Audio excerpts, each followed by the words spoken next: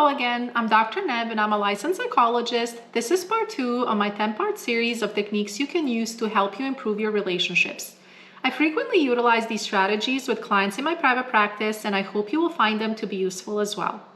If you are experiencing significant distress, please contact your local psychologist, or if you believe that you might be in an abusive relationship, please connect with the National Domestic Violence Hotline. In today's video, we will discuss 3 additional interpersonal skills that will strengthen your friendships and relationships. The first technique is simply showing equality.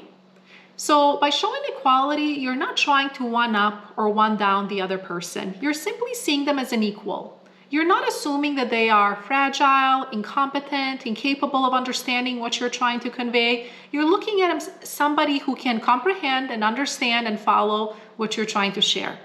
And people can often tell when somebody sees them as less than. So even if you think you're doing a really good job of concealing that, the other person might be feeling judged, or they might be feeling that you see them in a lower light. So just be really careful when you get into conversations, that you get into those conversations with the intention of equality and treating that person with dignity and respect.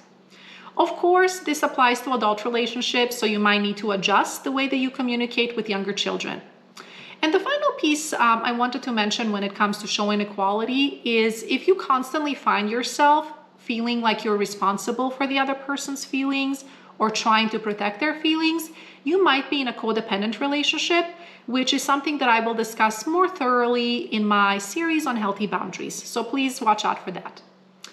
The second technique that I would like to discuss is one of the most frequent faux pas when it comes to interpersonal communication, and that is multitasking.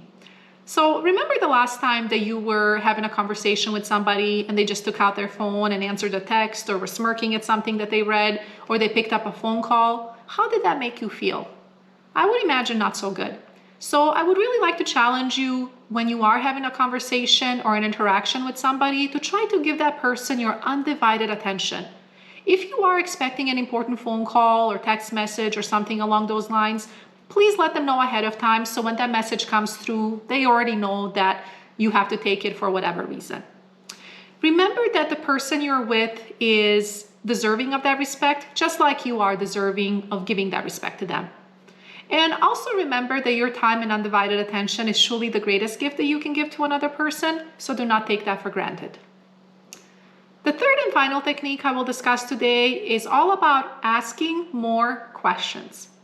So research shows us that our favorite topic usually is ourselves. So we all kind of like to talk about ourselves and share details about our lives or vent about things that are not going so well. And that can be helpful and that can build intimacy in relationships, but it can also become one-sided very quickly. So make sure that you're asking plenty of questions from your conversation partner about what's happening in their lives, how they're feeling or perceiving something, to show that you are genuinely interested in them and not just using them as a venting board or somebody that you talk to only when stuff is not going well in your life.